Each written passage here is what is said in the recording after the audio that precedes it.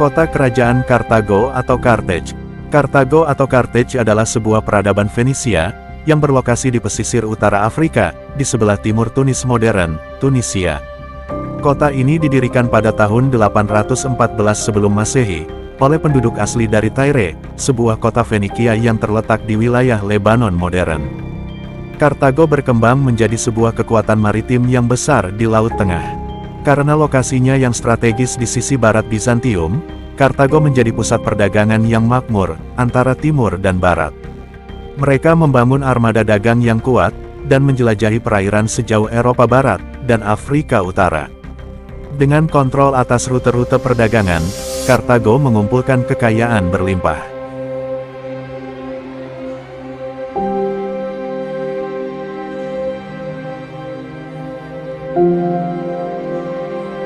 Hanno the Navigator. Hanno the Navigator, atau juga dikenal sebagai Hanno Carthage, adalah seorang navigator dan penjelajah terkenal, dari Carthage atau Kartago, sebuah peradaban Fenikia yang kuat pada masa itu. Hanno hidup pada abad ke-5 sebelum Masehi, dan terkenal karena ekspedisinya, yang tercatat dalam karya berjudul Periplus of Hanno, atau Perjalanan Hanno. Pada ekspedisinya, Hanno dikirim oleh Kartago, untuk menjelajahi bagian barat Samudra Atlantik, dan pesisir Afrika Utara, hingga ke daerah yang sekarang disebut Senegal.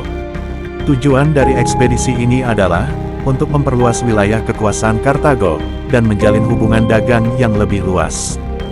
Hanno memimpin sebuah armada besar, yang terdiri dari 60 kapal, dengan berbagai macam penumpang seperti koloni, pasukan, pedagang, dan penduduknya sendiri. Mereka melakukan perjalanan selama beberapa bulan, dan berlayar di sepanjang pesisir Afrika Barat. Selama perjalanan, Hanno dan armadanya melaporkan penemuan beberapa pulau baru, seperti Gets atau sekarang Cadiz di Spanyol dan Kepulauan Kanari. Namun, salah satu hal yang paling mengesankan dalam perjalanan itu adalah, ketika Hanno dan armada Kartago, menemukan sejumlah suku liar di sepanjang pesisir.